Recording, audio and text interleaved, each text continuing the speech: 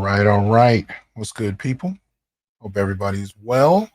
Welcome back to the Onyx Report, Black Masculinist news for the day. We are going to continue with the hold on. Let me get Thank you uh, so all right, with the clip we were watching the other day. So I am back as promised. Um, so yeah, we will get that in a few moments. I did promise I wasn't going to go through a whole lot of prelims outside of our regular house business. As y'all know, I always got to start with paying respect to my audience. So shout out to those of you who came through. Yuk Tuck, I've been thinking about that. I wanted to find a different Scott Galloway video. I didn't really want to finish the one I had, so I'm going to look for another one. But I will do a part two. And let me know if you have any particular interests as far as that. Jaguarchery, what's up? Jeff, what's going on? What's happening, Brandon? Summertime heat. I appreciate that. King Lexicon, what's happening? The Builder's Table. Barry in the house dropping info. I appreciate you as usual. He has been consistent in doing so, and I can't thank him enough. Shout out to Kiel and Greg for the early cash apps. Appreciate that. So like, share, subscribe, join, and donate. Support the channel so we can continue to bring you this independent black male thought. And appreciate that donation, Barry. You know what I mean? Clutch and Stick, what's happening? Got Corey in the house. Indigo. John, what's going on? Got Landon. Zara for a second evening. Okay, well, welcome. Ian, dropping info on the channel as usual. Shout out to Ian Graves. Hope you're good. Ahmed, what's happening? F. Holiday. In the world, not of it. Ilyas, what's up? High Scholar, what's going on, man? So what's happening with you? LXST, Duran. And I'm listening. We got the good Maggie Thompson in the house. I hope you're well.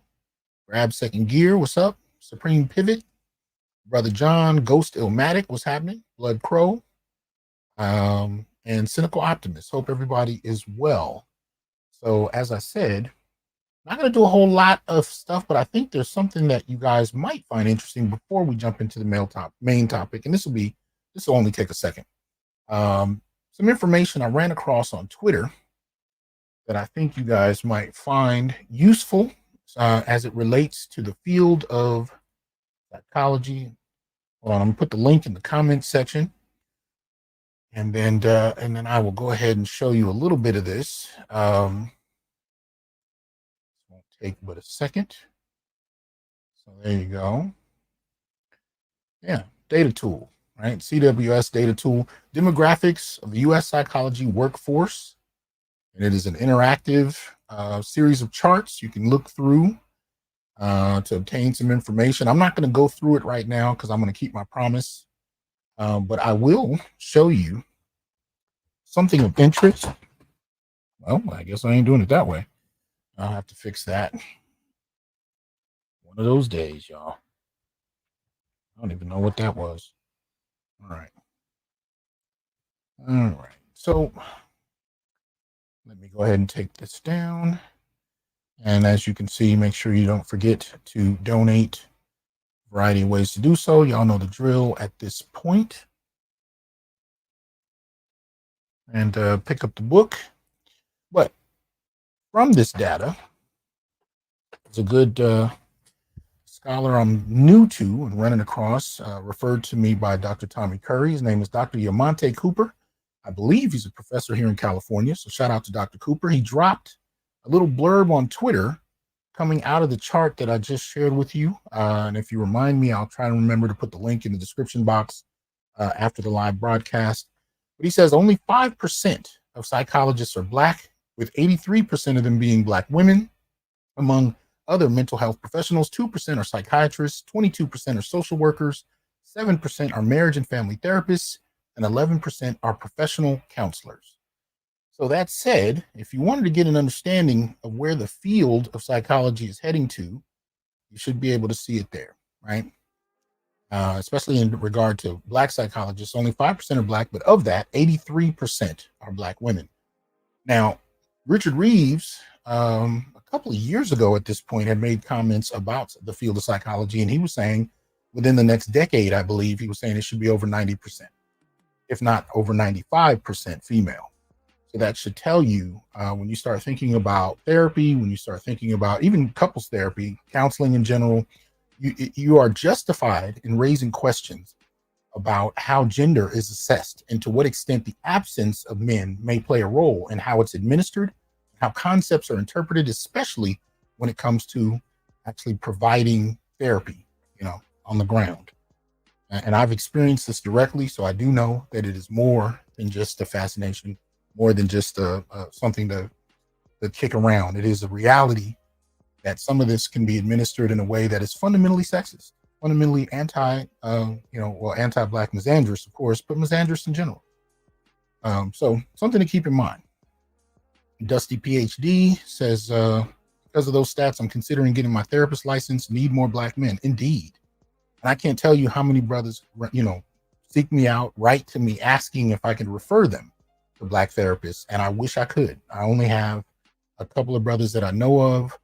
So if you are a therapist and you're a Black male and you're looking for people who, want your services, reach out to me and I will be happy to refer you because this is a need.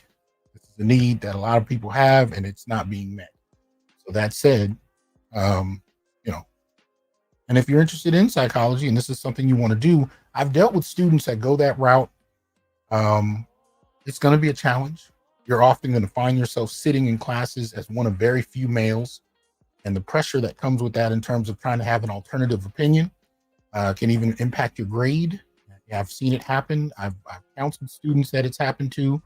I've worked with them in regard to that, and I've sat on dissertation committees in fields that I'm not in just to make sure that when it comes to gender, as it relates to Black males and Black male studies, that I provide some type of protection in terms of the student's interests. So these are things you're going to have to navigate. It is a bit of a minefield, but at the same time, it's definitely a needed area. Not enough brothers there. So that said, please make sure that you consider doing that. All right. Now, there. All right. So we're going to jump back in where we left off. Tonight's show is going to be, it's not going to be as long. I think we got about 20 minutes left. I did want to complete this broadcast. So what's up, Snowman? I see you in there. Hurricane, Mr. K. Ninth Immortal, what's happening? Ninth says, this is also the reason we need a men's community health practitioner as well. Women have a lot of tools available, and it gets old having to kiss the ring when dealing with intersectional feminism. Real talk. Real talk. Real Black Gentleman, what's up?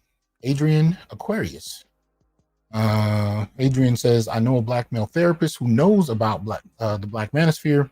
We even had to talk about Kevin Samuels. Okay. Hope it went well. At the end of the day, you just want to know that you're dealing with somebody that's going to appreciate your humanity. That's the base level of it. They're not going to pathologize you. And this can happen with Black counselors as well. And it can happen with Black male counselors. But you just have to kind of feel that out.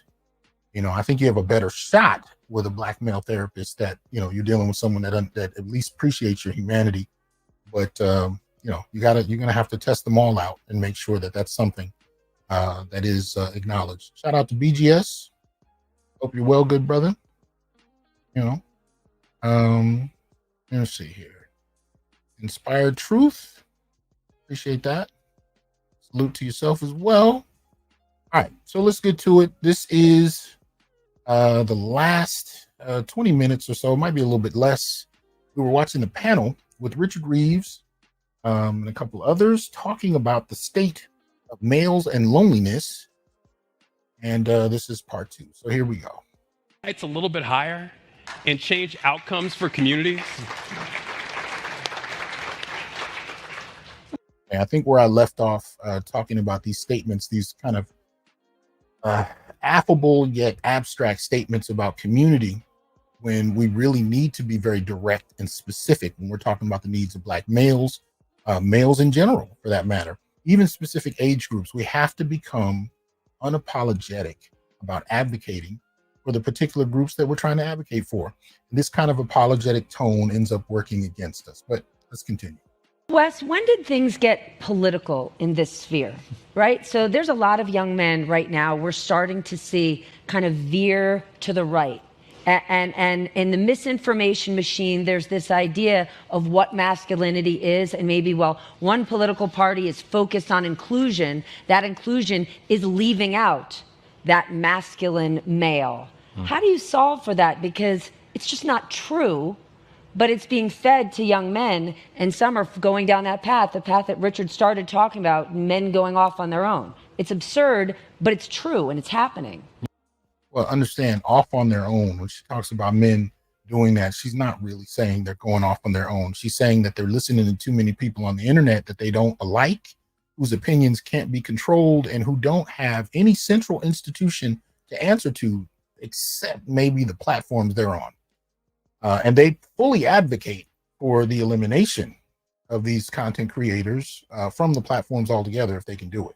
They fully advocate for that.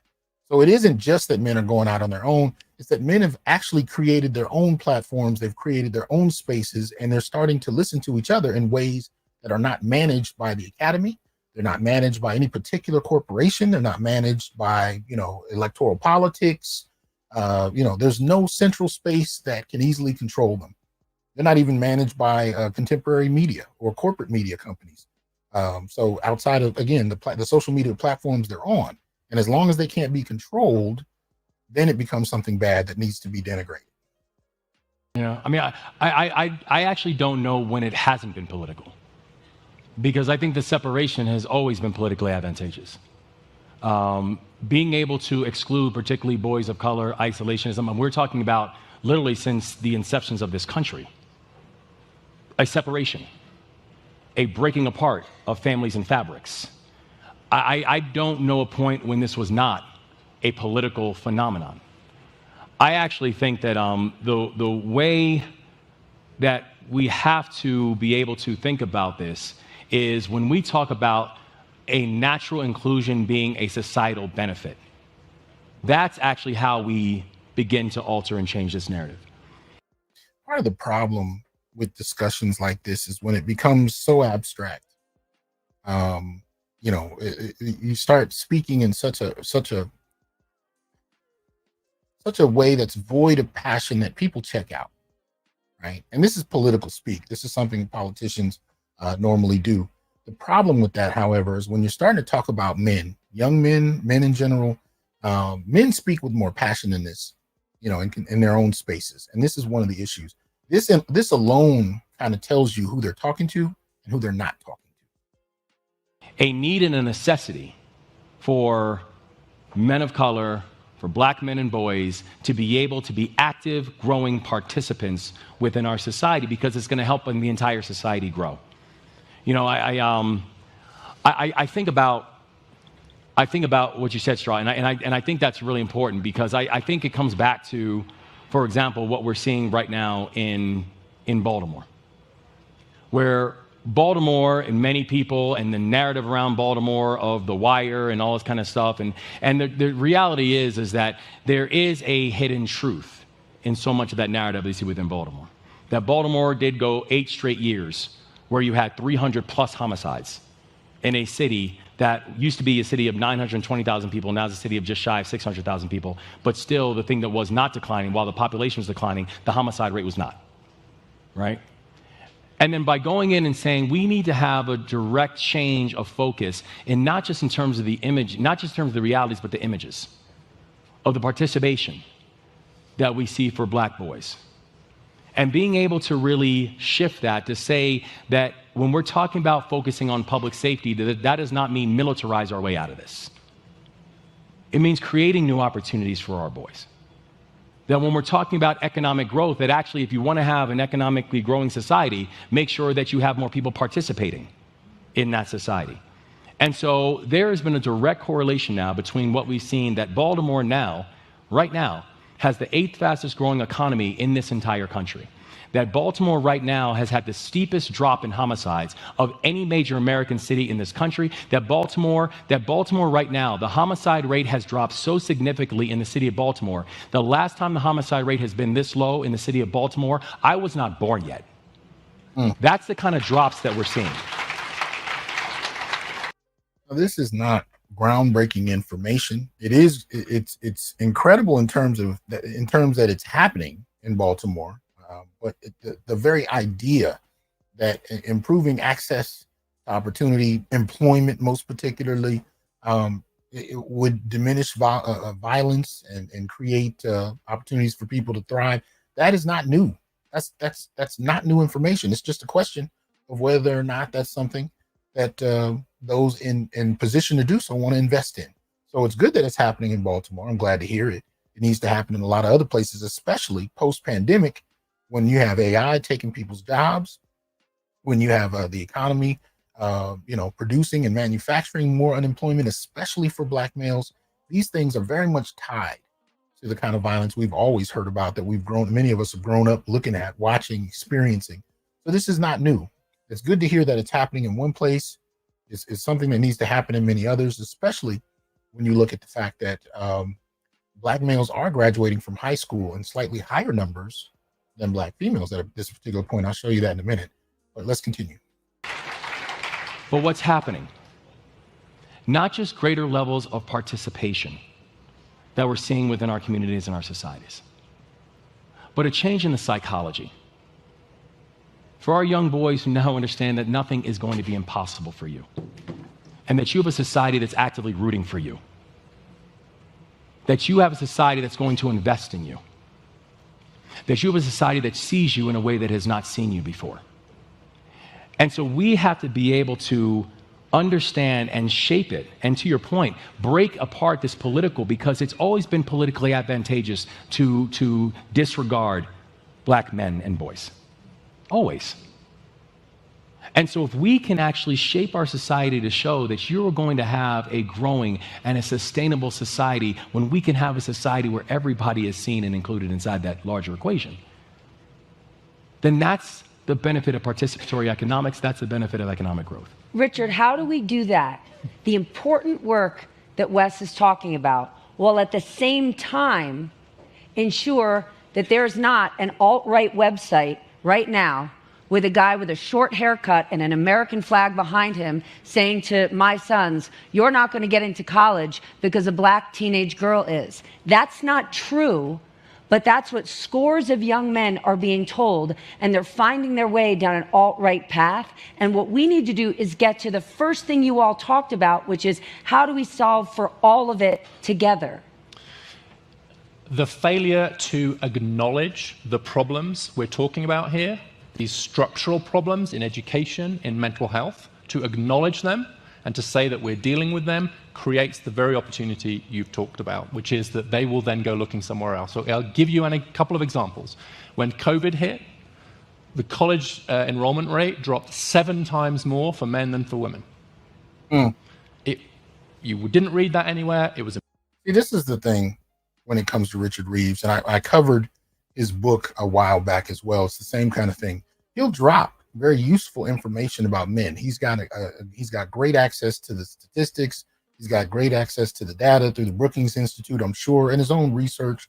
I mean, he's got some excellent data, but the way he presents it, the way he navigates the political space, because it defers to feminism to such a great degree, you have to dive in and find that data even with him. So here we are, 45 minutes into this panel discussion, and he's just now dropping something like that. This is what I'm talking about. You got to sit through all of this deferring and all of this placating, but he'll drop jewels here and there of useful information. So he's good for that. But politically, I just don't agree with that approach. But here we go. Impossible to get coverage of that because it was no one's job to be drawing attention to that. It's one of the reasons I create this new organization. And I'm giving it a little bit harder on Democrats at a national level than Governor Moore is being right now. I think at a state level, you're seeing Wes, you're seeing Republicans like Spencer Cox creating work on boys and men. You're seeing Washington State consider a commission on boys and men. But at a national level, actually, it is really hard, even to get them to acknowledge the fact that we have these huge problems facing boys and men. Most tragically, perhaps, and the Surgeon General's recent work speaks to this, the tragedy and the crisis of male suicide in this country. We are losing 40,000 men a year. to suicide. That's about the same number as women die from breast cancer, just to put it in perspective, not to compare them that way. You did say it to compare them that way. Stop apologizing. But the information is useful, right?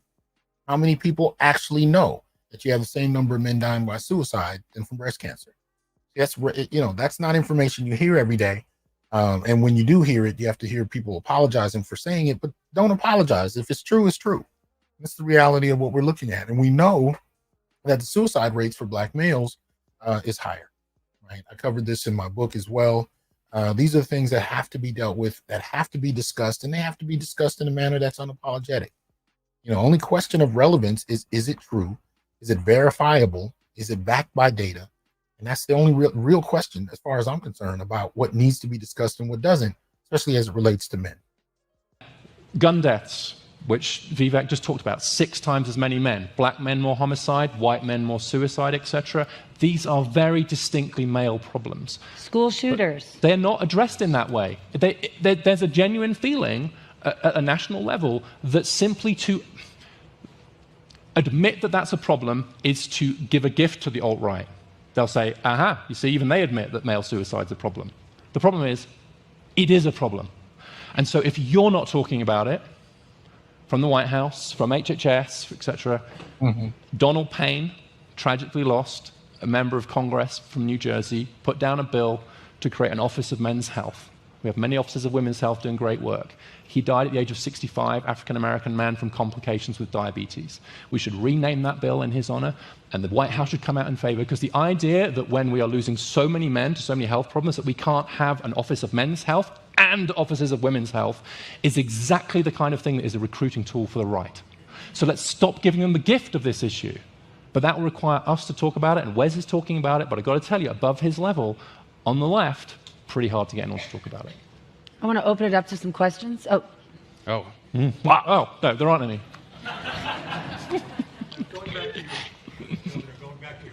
We're going to give you a microphone.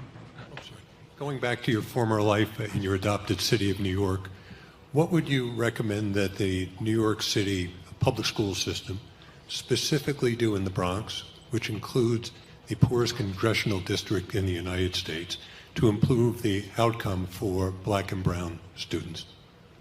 I think about the work that we're doing right now, which in many ways has been completely informed by some of the best practices and things that we saw when I was in Robin Hood. One, you've got to start earlier.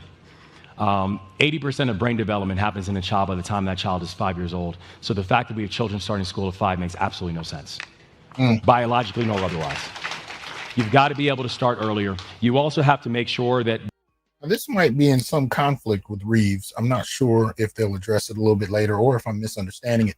But in Reeves's work, he advocates that boys actually start a little bit later than girls as far as that, because he argues that as far as brain development, boys are behind girls. I'm of the mind, much more like Governor Moore here, that boys should start earlier. As a matter of fact, they should go to all male schools, most particularly with male teachers. All the teachers don't need to be male, but I would argue that more than half should be. More than half should be in regard to that. Matter of fact, the majority, if possible. But I do think boys need to go earlier, and they need a curriculum that caters to their learning styles, that are much more tactile, much more activity-based, much more engaging as far as that, because I think that's what, especially the younger you go, that tends to work a little bit better. But, I do agree with Governor Moore here. That needs to happen earlier, especially with boys, and we need to give them something to do and aim them in a particular direction that benefits them and their development. That issue of lifelong learning and community schools and those type of things, that actually includes the family, because the best way you're going to support a child is making sure that family is supported. The best way you support that family is making sure that family is existing in a strong supportive community. The best way you support that community is making sure that community has strong supportive anchors inside of that community, to include homes of worship and their schools.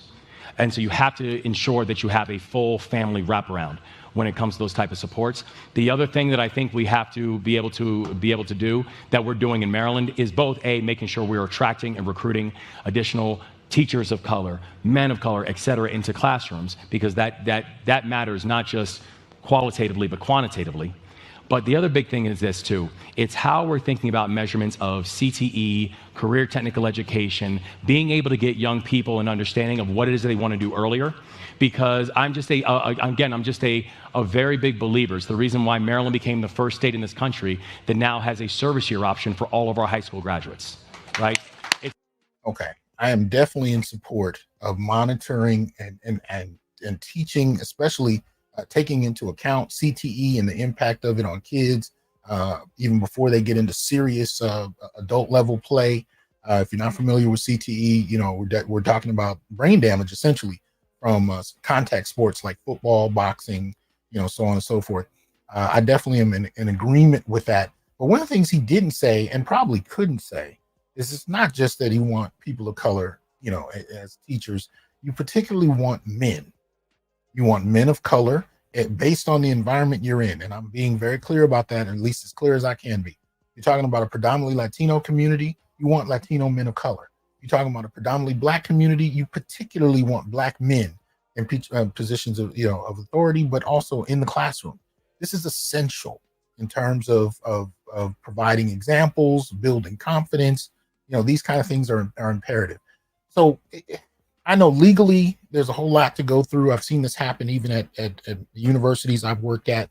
When you try to specify a need, even by race, you'll get hit with everything in the book to prevent you from doing so. And at the end of the analysis, when it's all said and done, you just end up with a majority of white folk. It just keeps happening over and over again.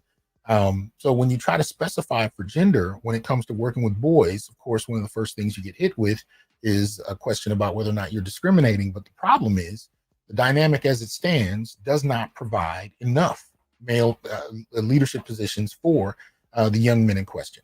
And if you're talking about Baltimore or any other area that has a predominantly significant Black population, there needs to be pipeline programs for Black males from high school all the way to finishing with enough of a teaching credential as possible to get Black male teachers in the classroom as soon as possible, with oversight from more experienced educators. But it needs to happen, and it needs to be a pipeline, and it needs to be directed at a male school for boys.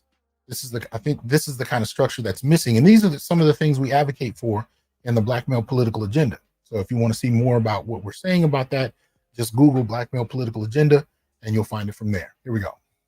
It's the reason why we are focusing on career technical education for our young people, because we do. You know, I was mentioning yesterday, we have some of the best 4-year colleges in America and some remarkable 2-year ones, including Howard Community College as well. But we also have to end this idea and frankly myth that every single one of our students must attend a 4-year college in order to be economically successful. And so there's a whole bunch when it comes to holistic lifelong learning that if we can do that sustainably and invest in that sustainably, you're going to be able to move the needle on what are the prospects for our young people who are growing up in communities. Mr. K. Thanks for that correction, Mackie. I was thinking CTE in terms of you know, what we were talking about earlier in terms of brain damage. If he's talking about career and technical education, I don't have a problem with that. But I do think that in terms of CTE, that needs to be something discussed. It needs to be something that's a part of the thought process. We got to move out of this framework of starting our boys in contact sports very early on without thinking about their health. So I do still advocate for what I said, but I appreciate the clarification. Thank you. Part. We can hear you. Believe me. Jonathan, you don't need a microphone. We can hear you. Chef. Thank you very much, and you caught me by surprise. Thank you, Stephanie. I wanted to pick up on something that Richard was talking about in saying that the left, it's really difficult in the Democratic Party to raise the things that you're talking about.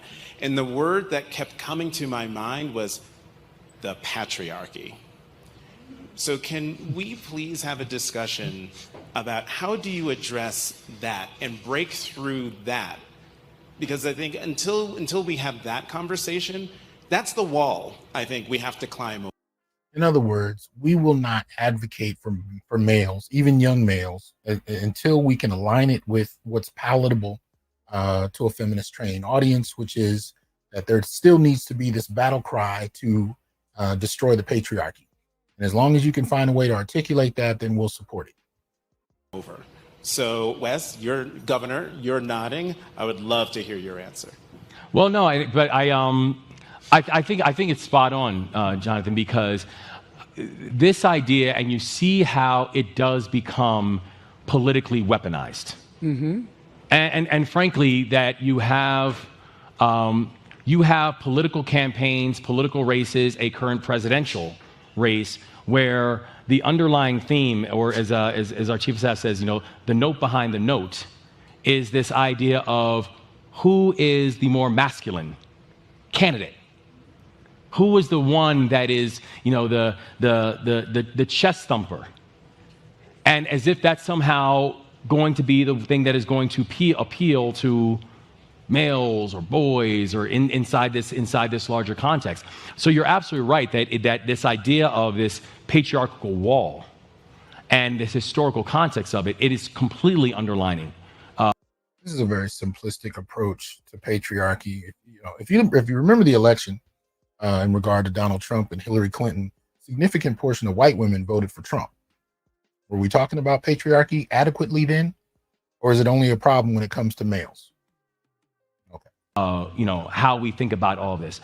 I just think that the way we need to be able to identify it is we need to reclaim what that idea of masculinity and what that idea of what it is that we're asking our men and our boys to be. That my idea and my definition of manhood is not the person who's quickest to be the bully or to push someone down. Who said that was the definition of manhood? See, when you look at everyday men versus what we hear in media, we hear media say, in summary, for what men seem to believe, because it's kind of what he's doing here. He's saying we need to move away from these things that men seem to believe about what manhood is, manhood being the bully, so on and so forth. But what men are actually doing on the ground every day is a very different conversation. So what I'm saying here is that instead of pathologizing men and suggesting what we all believe and do, why don't you actually listen and watch everyday men and see if bullying is the standard of masculinity among them.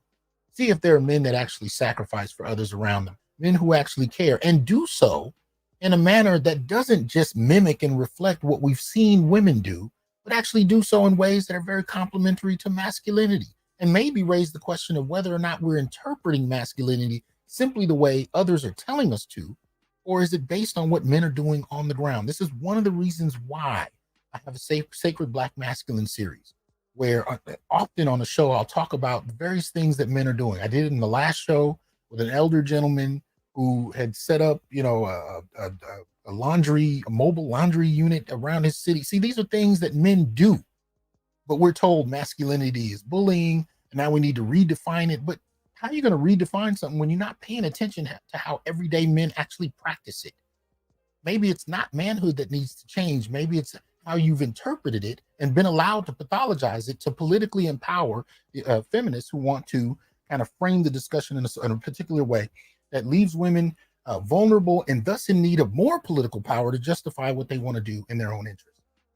I think we've successfully, seen men pathologize in dangerous ways that deny their humanity and overlook how they actually practice manhood. That my definition of manhood isn't the person who has to be the loudest in the room. My definition of manhood is not the person that somehow feels the absolute need to disrespect other people. That's not manhood. Manhood for me is the person who serves that role. But who the fuck said that was manhood? That's the question I'm asking. Who said that was manhood and needed to be redefined? Thus, it needs to be redefined. Where did your definition come from? And it's not really, I'm not really, fixated on, Governor Moore here, because this is a popular, trope, particularly among, political figures like this, figures like Richard Reeves, those who are, apologizing in this fashion to feminists and trying not to upset them. This is the kind of thing I'm talking about. They take these notions of manhood that we're supposed to all believe in, that need to be questioned and redefined by women and feminists in particular, but Where do they get the basic definition from? Who authorized that? Who suggests that that is the definition that men follow? You know what it is? Men is, see, this is how I would interpret what they're talking about. They're saying that men define manhood around bullying and dominating and so on and so forth. I think men follow strength. And strength can take many forms. It doesn't have one form. It's not somebody just beating up on somebody and bullying somebody. Strength can manifest in a lot of different ways. But if you're just going to define it in this way, I think you're being a bit disingenuous. Of protector, of the person who supports others, who lifts up others, who sees the humanity in everybody. The person who understands that they are an important part of the conversation, but they don't have to be the center of the conversation. That idea of being able to lift up, understand a relevancy, but know that that relevancy does not mean exclusion, is how I think we have to recapture and redefine this idea of manhood. And I think that, when we watch these elections or we watch these people who are just being not just opportunistic, but malicious in the way they are trying to shape, define, and refine, there has to be a societal push, individual and societal push, for us to be able to push back on that and to be able to reclaim that with pride and to know that it's not being done because it's interesting, but it's being done because that's the closest to our historical context that we have. Part of the problem is we've allowed for this kind of Manichaean difference between masculinity and femininity. And masculinity is, as he's describing it, at least in terms of how these people like to describe masculinity, it's inherently oppressive, it's inherently problematic. But the subtext is that womanhood is inherently pure, inherently good, inherently sacrificial, and inherently abused and unappreciated, right? And so as long as you have this uneven definition to start the conversation, then the answers are going to create themselves, right? And the answers are already clear that we need to curb men and we need to make them more like women. And I don't mean that, in terms of, surgery and whatnot, but I'm saying in terms of the value system in question. The subtext to this framing of masculinity versus femininity is that you need to make men more like women in order to justify their existence and to acknowledge their humanity. But the problem is not necessarily in what the answers are. The problem is how you're framing the question. And I contend that men have always been more than how they're being described in these types of conversations. And that bastardization that we continue to see every night at every single rally or news conference that he or they hold. We don't air the rallies anymore. Thank you. That's not something that we should lift up nor celebrate, nor is that any form of a definition of something that we should be embracing nor loving. Richard? We should smash the patriarchy, but we should also know what it is and when it's smashed. And I think the problem is that now it's used too loosely. I like the older definition, which is not all men over all women, but actually a society where a small group of men are over everybody else. And I have to tell you, I live in southern Appalachia now, with a very kind of poor, rural, kind of white area, and I think probably similarly in some of the areas we've been talking about in black areas of America. Like, the message to those men that they're patriarchs and that they're living in a patriarchy just doesn't land very convincingly. I think the message that we've still got a lot more to do in terms of our leadership, like, look, 25% women in Congress, leadership in business, media, 2% of venture capital money going to women founders. So I think that right at the top of society, that kind of argument that we still don't have enough female representation is very powerful. It's a mistake to take that and say that applies to everybody else. And that creates that implication. Like, if you roll your eyes at a young black man that's struggling in Baltimore or a guy that's struggling with addiction in southern Appalachia, and you just say, well, what's wrong with you? It's a patriarchy. So if you're struggling, it must be your fault. And then we wonder why he might be open to some slightly more reactionary ideas. Or I think this is a convoluted mess, but at the same time, this is why I say Reeves is far from stupid. He's not. He's playing a political game. He's actually quite intelligent. If you listen to what he said just now, he acknowledged class and how class problematizes how we talk about patriarchy, right? Because patriarchy is simplistically discussed from a top-down framework. And the idea is that men are in charge and they always have been, and women are oppressed. And what he's actually saying is if you actually go to the hood, you even go to the white hood, like in Appalachia, you'll find a lot of men not only have nothing to do with the top, they don't see themselves as connected to it in any way. The kinds of policies that are passed in Congress, where you have a space that's majority male, doesn't connect with the majority of men on the ground, many of whom don't even follow what's going on and don't directly benefit from it. So he's acknowledging that that takes place. And at the same time, he's saying, but these men are kind of idiots too, because as they are disconnected from this patriarchal hierarchical framework, they're more susceptible to idiots online who just want to manipulate them and exploit them. So he's still giving feminists an out so they don't have to be checked. And he was starting to, and that's really what he was doing with his class analysis. He was starting to check the simplistic framework, this simplistic hierarchy in terms of how people conceptualize patriarchy versus any other system of gender dynamics. But he has to twist it back at the end in a way that leaves them an out and makes men out to be their own problem, right? So he's playing around with some of these concepts. But when he does that, he lets you know that he's aware that these dynamics are hardly simplistic, but he needs to give these feminists enough space to, save face, as it were. I think, again, we're kind of creating the supply lines to the misogynists by our own failure to take seriously and compassionately these real problems. Just two things that, I've been hanging around Obama for a while, so the hope thing just comes up. So two areas that I might point you all towards that I think that we see are being successful.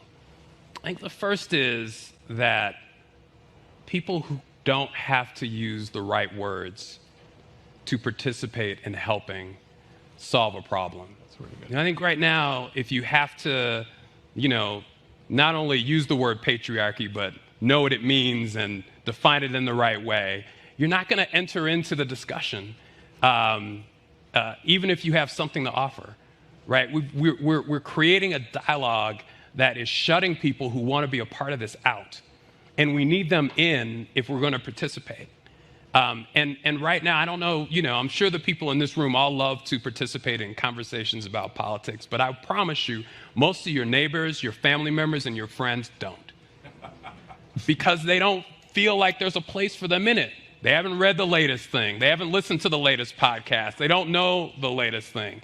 So they're not in civic life and civic discourse, and we need them in if we're going to solve that problem. And I think we've seen that work. Mm-hmm. The other thing I'd offer that might work is there's something really unique about America, and that is we have participated in this interfaith experience. In every hospital right now, there's somebody working on someone, saving their lives, probably of 3 different faiths and 1 person with no faith at all just participating in that challenge. And there's language there of love, of service, of grace, routines and rituals that help people become a man, that offer them an opportunity to participate in society, that are right there for us, I think, to grab a hold of. And people who are going to participate in helping these young people navigate the society that they're in right now with love and affection and grace. And I think there's an opportunity for us to ask those people to participate, maybe to listen and learn from them as well. That is, I think, there's some very fragile things about this country that we've got to fight for and hold on to. The first is, it's still unique in human history to build a society that's not based on might makes right. It is still unique in human history to build on a society where one group of people is not dominant over the other. And it's still pretty unique in human history to build society where people of different faiths and no faith of all have decided to come together and bring that into the way we live and work together every single day. And I think there's some tools in there for us. Amen. Thank you, thank you, thank you. Okay. So that's the end of it. Goodness gracious. I think, okay, so I'll say this much. One of the things they're talking about, they ended with, is a need to have the people most in question become part of the conversation, right? The young men and the older men who don't feel like they're a part of these dialogues at all, because they're not, even though they're the focus of these dialogues in theory, but they're not invited to participate, and thus don't share the same political values as those who lead these conversations. And part of the reason they're not able to attract the kind of people that need to participate, the people they're talking about, is they don't want them there. The unwashed masses, as it were, are the very same people that are on the internet. All black men are not Andrew Tate. That, you know, the way they want to kind of frame, you know, black men especially, but men online, they want to frame as the most extreme and quote unquote misogynistic or whatever. That's a fabrication. But the majority of the men that they want to talk to don't share their value system, or at least don't approach it as if their value system is sacrosanct. It's really more of a willingness to question and dialogue and debate and critique than they're willing to engage. They don't want to have that. They don't want to have that at all. They want you to bend the knee, kiss the ring, and follow this one singular line of masculine performance that is in and of itself apologetic and deferential to white feminism in particular, to white liberalism, but one that is non-threatening and that follows the company line, right? And so if they can't invite those men to a discussion because they can't control where the discussion will go after that point, they'll fabricate men as boogeymen, set themselves up to be the examples and the heroes to ride in and set the conversation straight, and hopefully from there be given the nod to create policy, or at least recommend policy that will be passed on to Congress and then enacted in some kind of way that again complements the value system that I mentioned. So if you can use men to create policy that doesn't necessarily benefit men and men have no involvement in, but you can reference them at a distance, that'll suffice. As long as you don't actually have to talk to those motherfuckers. You don't have to listen to them. You don't have to talk to them. You don't have to engage them, but you can pathologize them from a distance. They're misogynists. They're patriarchs. They don't care about women. They don't care about family. They don't care about anything. When you actually see how men are withdrawing, and as Dr. Ronald Neal talked about a few years ago, have withdrawn from the social contract because women broke it. It's not that they're doing so out of a lack of care. They're doing so because of a lack of options that the society supports. So they're withdrawing along those lines. But many of those men have found new ways to have families. It's not that they haven't decided to have families at all. It's not that they've decided to have no relationships with women, no marriages, no children. What it is many men are finding non-traditional ways to do it that don't leave them paying for, 18 years of problematic child support, alimony, whatever may be applied to them arbitrarily by any random woman they meet. And they're finding all kinds of creative ways to do that, to avoid being put in these traps they watch their fathers deal with, their grandfathers deal with. Right? Years of servitude, years of paying fees and penalties, sometimes spending time in jail, losing jobs, all over a system that is indifferent to their very existence. See, these are the men that need to be addressed, not this abstract notion of redefined masculinity that complements feminism. No, you have to start with where men actually are. Well, that is, if you actually want them to participate, if you actually want to listen to what they have to say and engage them, you got to start where they are, not with some political fabrication that makes other people feel at ease. No, you got to start with where they are. And you have to actually take seriously their humanity and start with the assumption that if they're doing something in mass, that there's a reason for it. It's not based in stupidity. It's not because they're being manipulated by a couple of podcasters, but because they're starting to respond to their actual environment. I've been saying this for the longest. Men's behavior preceded the manosphere, not the other way around. The manosphere came out as an extension of what men were doing. And it became a place where you can discuss it, detail it, analyze it, articulate it, but it was already happening. Every single subgroup that came out of the manosphere, down to Passport Bros, MGTOW, I mean, you name every subset, every ideology that came out of it, there were men that were practicing it before it had a name. That's the key to it. Men were already doing it. So you want to attack the manosphere, you want to attack the internet, you want to attack content creators and podcasters because you're saying they're ruining the world. But men came up with these concepts to deal with the reality that they had to grow up in and live in. So that lets me know who's sincere about wanting to actually address men's issues and who isn't. First, if you're actually talking to men, but secondly, if you're dealing with what men deal with on the ground. And it's not hard. Men can tell very quickly if you're full of shit or if you're actually listening to them. And it's basically, can you articulate the issues they have? Can you describe the things that they're grappling with? And if they can sit and listen to a panel discussion for an hour and not hear you say if 5% of it actually deals with what men are dealing with on the ground, or boys for that matter, they'll pull out. They'll lose interest.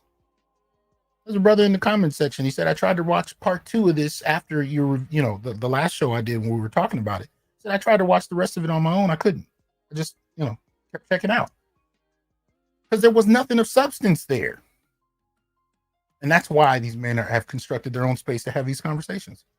Because if you're not going to provide substance, and none of those who are deemed leaders are going to provide substance, men are going to create their own.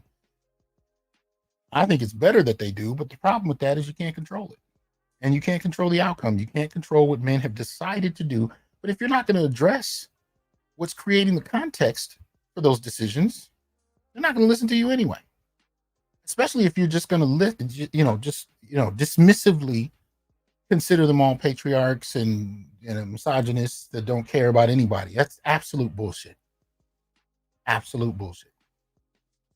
The funny thing, even when you're talking about the Black Manosphere, these guys that have been portrayed as being incapable of loving, incapable of caring for anyone, let that brother talk to you about the relationship he's in with somebody out of the country. I've seen incredible amounts of sincerity at tied with peace. Understand, these men are not stressed. They were the men who found non-traditional ways of having their needs met, creating the families that they wanted. They actually wanted here in the States, but couldn't create here. You'd be surprised, man. I'm talking to men who have kids in other countries who identify as passport bros, or who have left for the same reasons as passport bros, but never heard the term before. Many of those men are happy as shit and in loving relationships with kids that they are crazy about. But these aren't the men that get discussed. See, when men figure out how to fix their problems in their own way without the support of the establishment, you're not going to be able to shame them back in here. And everyday men are going to follow success and strength. They're not going to follow shaming. They're not going to follow insults and what, sign language. They're not going to follow any of that. They're going to follow success. They're going to follow strength. They're going to follow what works. There's no amount of this shaming tap dance that goes on in these stages to impress feminists that are going to, convince a bunch of men to follow. They're going to follow what works. And when they see other men that are content, living their lives, enjoying who they're with, and are unapologetic about those lives, that's what they're going to follow. So if you actually want to do some good, you want to work with men, you want to help men and boys, I would start with actually working with men and boys and studying men and boys and addressing their issues rather than what issues you're supposed to address as deemed by those in high political places, be those political places or philanthropic spaces. These are the kind of things that need to shift. Shout out to Leon, says paying my tax to you, a Black man that is risking it all, not only for us, but truly our damn sons that these people never cared about. Absolutely. Absolutely.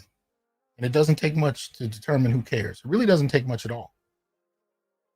But like I said, this one's going to be a short one. I'm anxious to hear your thoughts. Let me see. Shout out to Abuki. Y'all support Buki Cabal's channel. What's good with you, man? I ain't seen you in a minute. Says, can we have a panel of experienced Black men counter the comments from Reeves and others who don't have the guts to discuss the problem realistically? Interesting. All right, I'll think about that. See about, how to go about that. Well, I'm with it. And if you guys have suggestions on who you'd like to hear from, let me know. We'll see what can happen. AJ says, my Indonesian wife brings me peace. After this, I would never date an American woman again. Hey, what are you going to say to that?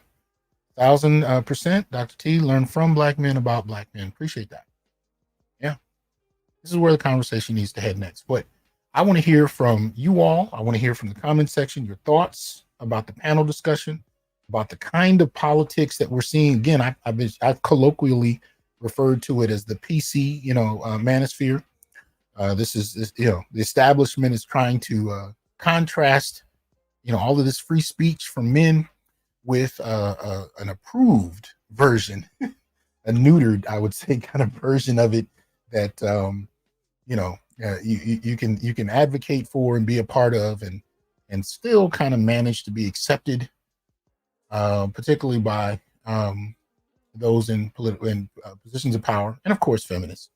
Right, this is the kind of PC manosphere you can go into a classroom and quote from, and everybody will applaud, or at the very least tolerate your statement without any outward hostility or frustration, or resentment. But at the end of the day, I think men are in such a dire position, and I personally don't give a damn who's offended when we look for solutions to solve our problems that don't necessarily include their permission. So that said, I think I'm going to end it there. Let me see. Stanley says, love the beard there, by the way. Says, I live in Maryland. I sent Governor Moore the 14-point black male political agenda and asked him to review and let me know what he could support. I did not get a response. The thing about it, though, I've had a couple of politicians reach out to me, at different points. And one of the things that, they kind of expect that you understand is that they're not going to be able, in many situations, to outwardly acknowledge something like the black male political agenda. I just posted the link to it in the comment section if you're unfamiliar. They're not going to be able to advocate for it outwardly, but they'll take those ideas and take one or two things and roll with it. I don't lose any sleep about that. As long as it's enacted, as long as there's something from it that we can get going, that's all I really care about. That's all I really care about. So just to kind of, let me see. That's not what I wanted to do. All right. So just to kind of, if you haven't seen it, there it is. It is currently at 18 points. And I know there's been some confusion on the number of points because it's continued to grow. So it is currently the 18-point black male political agenda. And you can always just look up, black male political agenda and you'll find it. It is on the new blackmasculinities.wordpress.com site. It is the pinned post that was initially placed up there September 24th, 2020. It has been updated as of 2 days ago, right? So it constantly stays updated, and I am still accepting ideas. If you guys have things you want to add to it, if you have points you want to make, suggestions, can I invite? I don't think Reeves is accepting my emails, but anyway, you never know. We'll see. Buki says, appreciate that donation, by the way, and I appreciate the donation from Guy. Thank you for that. Buki says, you have my thanks and eternal support for your book and efforts to improve the black male condition. Man, I appreciate that. I appreciate it.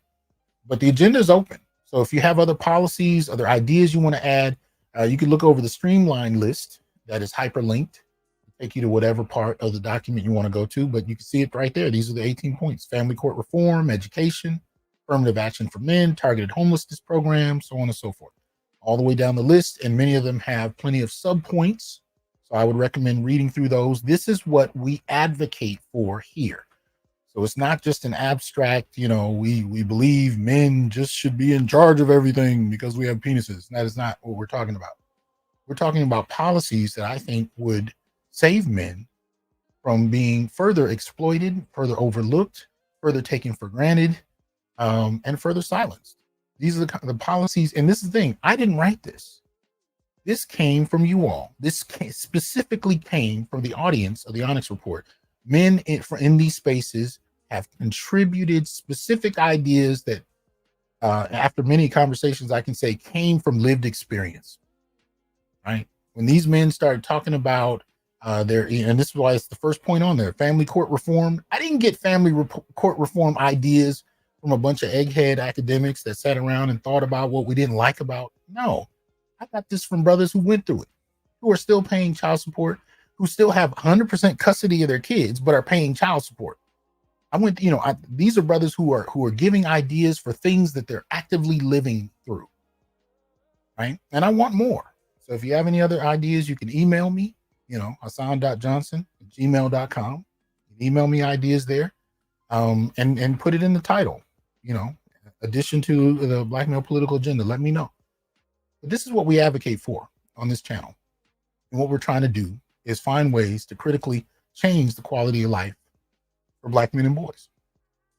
And if we at least put the policies out there, that is a beginning point. Right. So anyway, appreciate y'all for coming through. What's up, Daima? I see you. So we're gonna leave it there. I told y'all it was gonna be a short one. I just wanted to make up for not finishing the other day. Hope you guys had a good week. I look forward to hearing your thoughts from here. And if you have any other suggestions on what other videos you might want me to review, let me know. Let me know if you have some thoughts about that. Other than that, y'all have a good one. I will holler at y'all soon. Peace.